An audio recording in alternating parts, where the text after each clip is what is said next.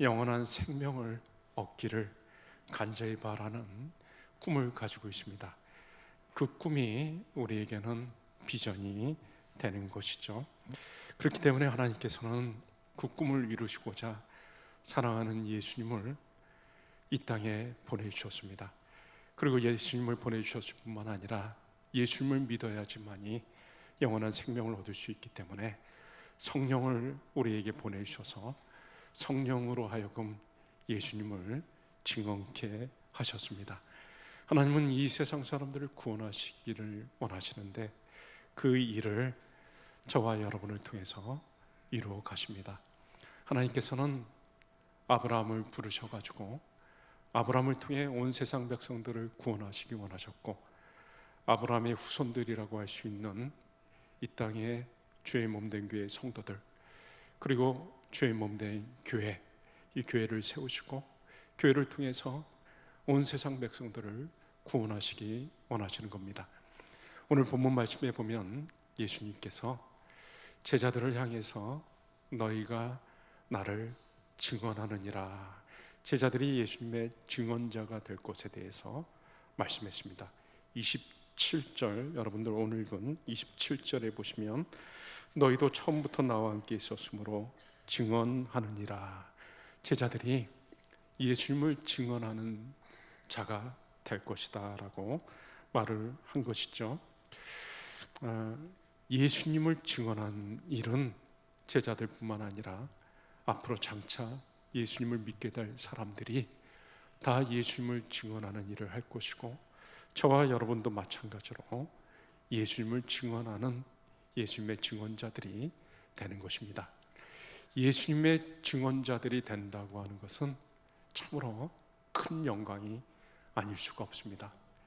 여러분, 우리가 이 땅에 살아가는 동안 우리 주변의 사람들에게 예수 그리스도를 전하고 예수 그리스도의 생명을 증거하고, 그래서 이 세상 사람들이 예수님을 믿을 수만 있다면 우리는 천하보다 귀한 영혼을 건져내는 것이고, 그 영혼으로 하여금 참 생명과 행복을 누리게 하는 것이죠.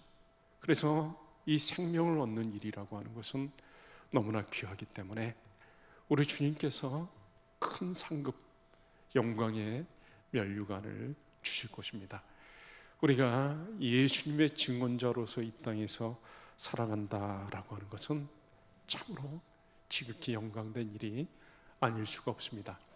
사도행전 5장 40절에서 41절 말씀에 보면 예수님의 제자들이, 사도들이 복음을 전하다가 붙잡혀가지고 능욕을 당합니다. 그들이 채찍질을 당하고 능욕을 당하면서도 그들은 참으로 기뻐하고 하나님 앞에 감사했습니다. 왜 그런가 하면 자기들이 그 영광의 예수님, 이 땅의 유일한 생명이 되시고 구원이 되시고 소망이 되시는 예수님을 증거하다가 자기들이 그렇게 능욕을 당하고 있기 때문에 자기들이 예수님 보실 때는 그렇게 충성된 사람으로 인정해 주셨기 때문에, 예수님 앞에 인정받은 자들이기 때문에 그것을 지극히 영광으로 생각했던 것입니다. 여러분, 우리가 예수님을 증언하는 일을 감당해낸다, 이것은 우리에게 굉장히 영광스러운 일이 아닐 수가 없습니다. 찬송가 508장 잠시 후에 부를 찬송가 가사에 보면 우리가 지금은 나그네 되어도 그 가사의 2절 찬양에 보면 주 예수 말씀이 온 세상 만민들 흉악한 죄에서 떠나라 하시니 이 말씀 듣고서 새 생명 얻으라, 이 기쁜 소식 전하세, 이 기쁜 소식 전하세, 주 내게 부탁하신 일 천사도 흠모하겠네.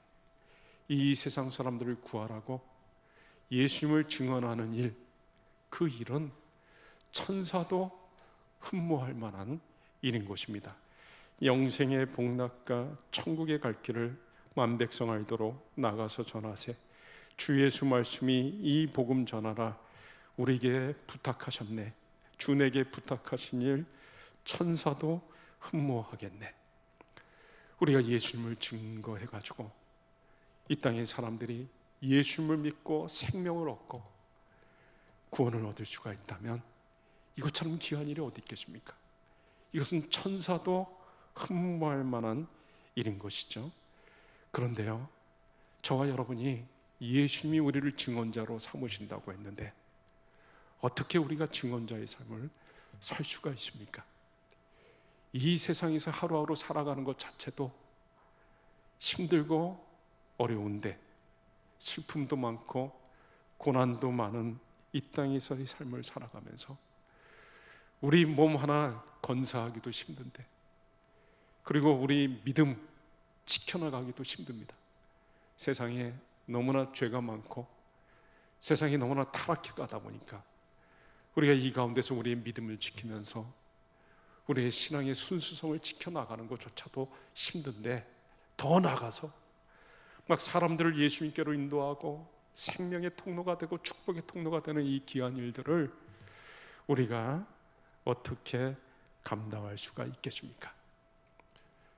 오늘 말씀을 잘 들으면 여러분이 어떻게 감당할 수 있는지 답을 찾을 수가 있을 것입니다. 그 답은 아주 분명하죠. 우리는 우리 힘으로는 할 수가 없습니다.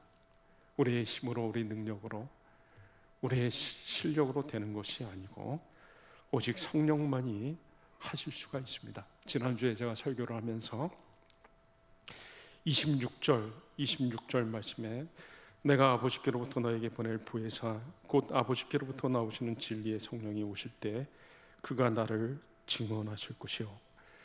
예수님을 증언하는 것은 성령께서 오셔서 하시는 일이다라고 말씀했습니다. 예수님을 증거해 주는 일은 성령께서 하시는 일이고 성령께서 증거해 주셔야지만이 우리가 예수님을 믿을 수가 있습니다. 고린도전서 12장 3절 말씀에는 성령으로 아니하고는 누구든지 예수를 주시라 할 수 없다. 그러니까 성령께서 우리 마음에 감동 주시고 깨우쳐 주시고 말씀해 주시지 않으면 우리가 예수님을 절대로 믿을 수가 없다라는 것입니다. 그래서 이 성령께서 증언해 주시는데 성령께서 증언하실 때 그 일을 우리를 통해서 해 나가시는 것이죠. 우리가 이 증언자의 일을 감당할 수 있도록, 증인의 역할을 감당할 수 있도록 성령께서 그 일들을 해 나가시는 겁니다. 사도행전 1장 8절 말씀에는 오직 성령이 너에게 마시면 너희가 권능을 받고 예루살렘과 온 유대와 사마리아 땅 끝까지 이르러 내 증인이 되리라. 여기 보시면 내 증인이 되리라. 우리 보고 증인 되라 하라 그렇게 말씀한 것이 아니라 증인이 되리라. 누가 주체냐면 성령께서 하시는 일이고 우리는 성령이 하시는 일에 도구로 쓰임 받기 때문에 우리 입장에서 보면은 일이 예수님을 증거하는 일이 되어지는 것입니다. 증인이 되어지는 것이죠. 사도행전은 우리가 정확하게 이름을 붙이면 성령행전이다라고 말을 할 수가 있습니다. 예수님께서 앞으로 성령이 오시면은 너희가 권능을 받고 예루살렘과 온 유대와 사마리아 땅 끝까지로 내 증인이 되리라 말씀하셨죠. 그래서 사도행전 1장에 그 말씀을 하셨고 사도행전 2장에 성령이 오셨고 그 다음부터는 성령에 의해 붙잡힌 바 된 사람들이 계속해서 예수님의 복음을 증거해 가지고 복음이 온 세상을 향해 뻗어나갑니다. 그래서 사도행전은 성령께서 사람들을 붙잡아 가지고 복음이 전해지기 때문에 성령이 주체가 되시는 것이고 성령이 주인공이시다라고 했을 때 성령행전이라고 말을 할 수가 있는 겁니다. 그런데 왜 사도행전이라고 하죠? 그것은 사람의 입장에서 보면 성령이 사도들을 붙잡아 가지고 베드로와 또 요한과 바울과 빌립, 스데반 이런 사람들을 붙잡아 가지고 복음이 증거되어졌기 때문에 또 한편으로는 사도행전이다라고 말을 하는 거죠. 성령께서 우리를 붙잡으셔 가지고 우리로 하여금 예수를 증언하는 일들이 되도록 하신 겁니다. 자, 그러면요, 이제부터가 아주 중요한 본론에 해당됩니다. 우리가 성령께서 우리를 붙잡아 가지고 예수님을 증언하는 일들을 할 때 어떻게 감당할 수가 있는가? 그죠? 그것은 너무나 분명한데요. 사도행전 1장 8절 말씀에 분명하게 답이 나와 있습니다. 성령이 너희에게 임하시면 너희가 뭘 받습니까? 권능을 받고 권능을 받아서 땅끝까지를 이르러 내 증인이 된다라고 말씀했습니다. 성령이 임하시면 우리가 권능을 받고 그 권능이 우리에게 주어졌기 때문에 그 권능으로 인해 가지고 우리가 증언자가 되는 것입니다. 사도행전 2장에 베드로가 많은 사람들 앞에서 설교를 합니다. 그런데 베드로가 설교를 하는데 3,000명이나 되는 사람들이 베드로의 설교를 듣고 예수를 믿게 됩니다. 여러분, 베드로는 어떤 사람이죠? 공부를 하지 않은 사람입니다. 갈릴리 바다에서 물고기만을 평생 잡았던 사람입니다. 그런데 베드로가 설교를 하니까 3,000명이나 되는 사람들이 예수를 믿습니다. 이게 어떻게 된 일입니까? 사도행전 2장에 보면 오순절날 성령이 충만하게 임하셔가지고 베드로에게도 성령이 충만하게 임하셔가지고 베드로가 성령에 붙잡히니까 그 입에서 말이 터져 나오기 시작하는데 방언이 터져 나오고 성령에 붙잡혀가지고 말을 하는데 그 말이 평상시에 베드로의 말이 아니었던 거죠. 성령의 능력에 붙잡혀가지고 베드로가 설교를 하니까 3,000명이나 되는 사람들이 그 학문이 없었던 베드로의 설교를 듣고 예수를 믿게 된 것입니다.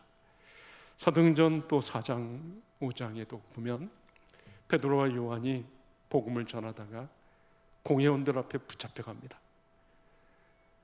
그런데 베드로가 이 공회원들 앞에서 얼마나 당당하고 멋있는지 이 공회원들이 깜짝 놀랍니다. 아니, 이 사람이 학문이 없는 사람이 아니냐, 배움이 없는 사람이 아니냐, 그런데 어떻게 이렇게 당당하고 어떻게 이렇게 말도 잘하고, 이 사람 저 갈릴리 바다에서 물고기 잡던 사람으로 알고 있는데 어떻게 이렇게 말을 잘하고 당당한가? 마치 굉장히 지식이 있는 사람처럼 그런 모습을 보면서 놀랍니다. 어떻게 그런 일이 있을 수가 있죠? 베드로가 성령에 붙잡히다 보니, 성령의 능력이 그와 함께 하다 보니 사람이 달라진 것입니다. 스데반 집사님은 복음을 전파하는데 많은 유대인들이 스데반을 대적하고 바리새인들이 스데반 집사를 대적하는데도 불구하고 스데반 집사를 이겨내지를 못합니다. 스데반 집사가 말로 복음으로 다 굴복시켜 버립니다. 어떻게 그럴 수가 있었을까요? 성령과 지혜가 충만하여라는 말이 나오죠. 스데반 집사님이 성령과 지혜가 충만해서 말을 하니까 그 능력이 있으니까 복음이 힘있게 증거되어지는 것입니다. 빌립 집사님도 마찬가지였습니다.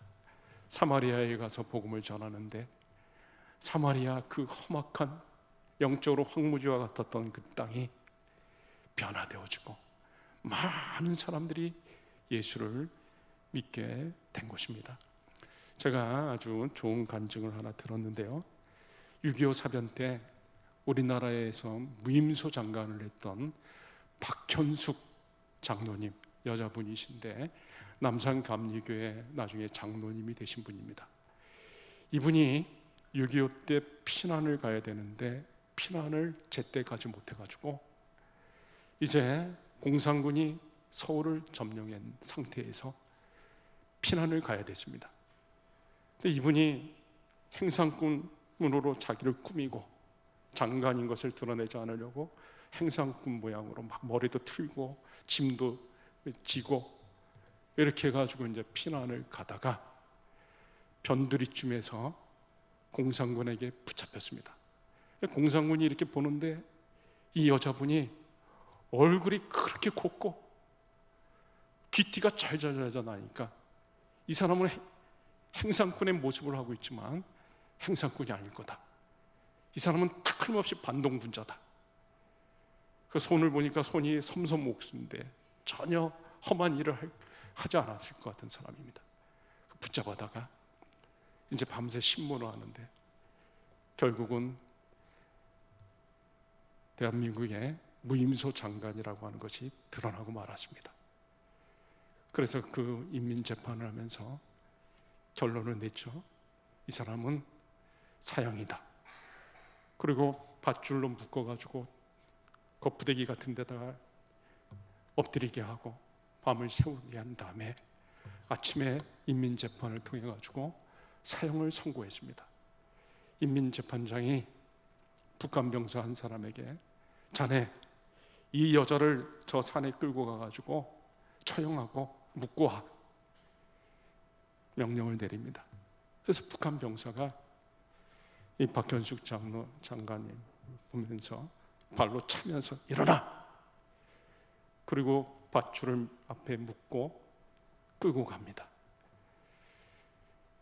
이 박현숙 장관은 어렸을 때서부터 교회를 다녔지만 예수를 믿는 집안이었지만 신앙생활을 제대로 하지 않아가지고 그저 신앙은 종교적이고 윤리적이고 도덕적인 것으로만 그렇게 생각을 했습니다. 중생에 대한 체험이 없었던 사람입니다. 그런데 끌려가면서 이제 그 신앙이 실존적인 신앙이 될 수밖에 없었습니다. 이제 내가 조금 있으면 죽는구나. 그러면서 지난달에 자기가 예수를 믿는데 엉터리를 믿었던 것, 교회만 다니고 형식적인 신앙생활을 했던 것들을 마구 회개하고 그리고 자기가 가졌던 이제 모든 것들이 다 끝나는구나. 자기가 그렇게 좋아했었던 정치, 명예, 권력, 세상 욕심 이런 것들이 지금 이제 조금 있으면 죽을 건데 아무 부질없다는 것을 깨닫게 되고 아무 기대도 없어지고 소망도 없어지고 포기 상태에서 이제 나는 어떻게 되는 것인가? 자기 자신을 하나님 앞에서 바라보게 되니까 예수님밖에 보이지 않더라는 겁니다. 그래서 회개 기도를 하고 예수님을 바라보다가 나중에는 이제 큰 소리로 찬양을 부르기 시작합니다. 내 주를 가까이 하려 하면 큰 소리로 찬양을 부르는데 성령께서 그 마음속에 감동을 주셔가지고 그 마음이 편안해지고 말로 할 수 없는 기쁨, 영광이 자리를 잡더라는 겁니다. 이제 내가 하나님께로 가는구나, 천국 가는구나 라는 마음이 들고 그러면서 이제 산으로 올라가는데 뒤에서 자기를 끌고 가는 그 북한 병사를 보니까 오히려 그 북한 병사가 너무 불쌍해 보이더라는 겁니다.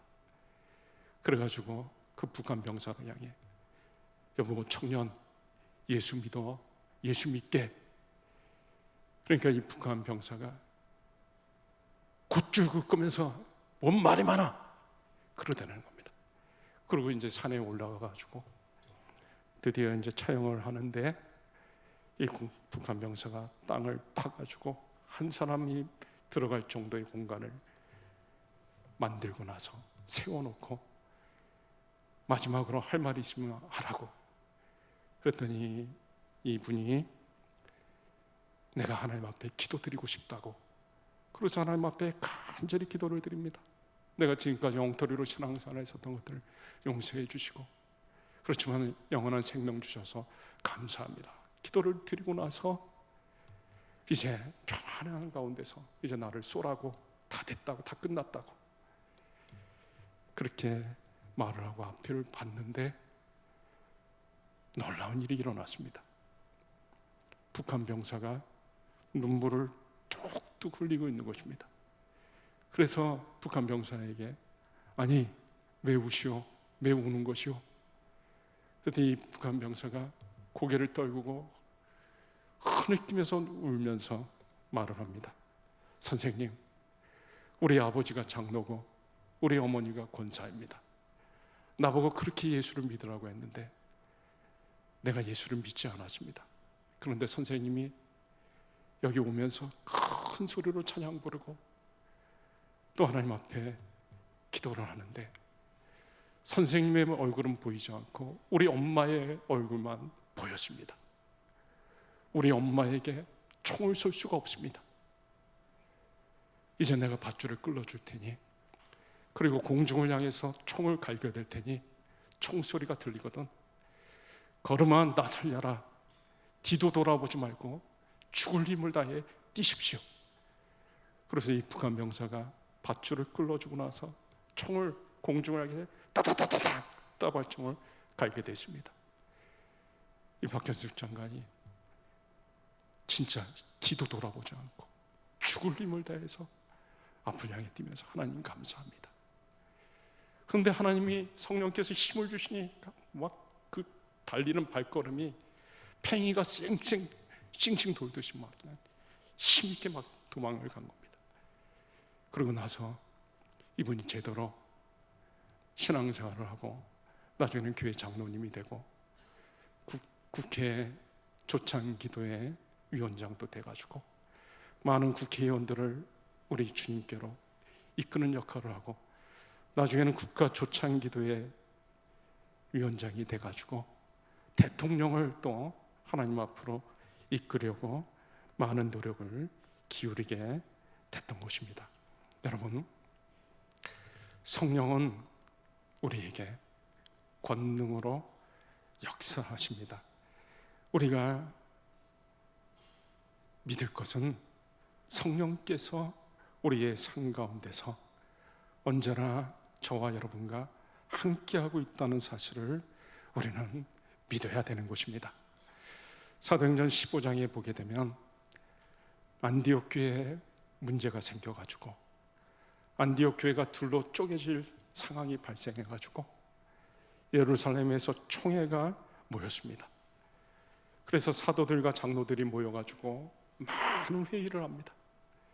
그러다가 최종적으로 결론을 내렸는데 그것이 사도행전 15장 28절에 나와 있습니다. 자, 결론은 어떻게 내렸죠? 성령과 우리는 이런 말을 쓰고 있습니다. 사도들과 장로들이 이 결론을 내릴 때 자기들의 생각으로 결론을 내린 것이 아니라 누구의 생각을 앞세웠죠? 성령과 우리, 자기들 생각보다도 더 성령을 앞에 내어세웠습니다. 이 사도들과 장로들은 자기들의 삶 속에 성령님이 지금 함께하고 있다는 사실을 인식하고 있었던 것입니다. 실제로 사도들은 성령의 능력으로 복음을 전했었기 때문에 예수님께서 떠나시면서 내가 이제 떠나면 하나님께서 너에게 성령을 보내주실 것이다. 그 성령이 너희와 영원토록 함께 있을 것이다 라는 말씀을 제자들이 들었고, 그리고 실제로 성령이 사도행전 2장에 임하셨고 그 이후로 성령이 자기들과 함께하는 것을 늘 인식하고 있었기 때문에 그들은 모든 일을 할 때마다 성령님이 우리와 함께하고 있다. 지금 성령님이 우리와 함께하고 있다. 그래서 성령님을 인식하고 성령님을 존중하고 모든 일들을 감당해 나갔던 것입니다. 여러분, 지금도 성령이 저와 여러분과 함께하면서 권능을 부어주고 있다고 하는 사실을 우리는 믿어야 되는 것입니다. 영국의 마틴 로이드 존스 목사님은 훌륭한 의사 생활을 하다가 나중에 뜻이 있어서 하나님의 부르심으로 인해 목회자가 되었습니다. 이분이 목회자가 되었을 때 많은 사람들은 틀림없이 저 마틴 로이드 존스 목사는 런던에서 사역을 할 것이다 라고 생각을 했습니다. 너무나 뛰어난 분이고 훌륭한 의사였었고 지식인이었었고 수도 런던에서 이분이 목회 사역을 할 것이다 생각을 했던 거죠. 그런데 많은 사람들의 생각과 다르게 이 로이드 존스 목사님이 스탠필드라고 하는 탄광촌에 가가지고 가장 거친 일을 하고 있는 탄광 강부들에게 가가지고 그곳에서 목회 사역을 시작했습니다.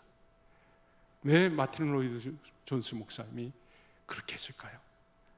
마틴 로이드 존스 목사님은 믿었습니다.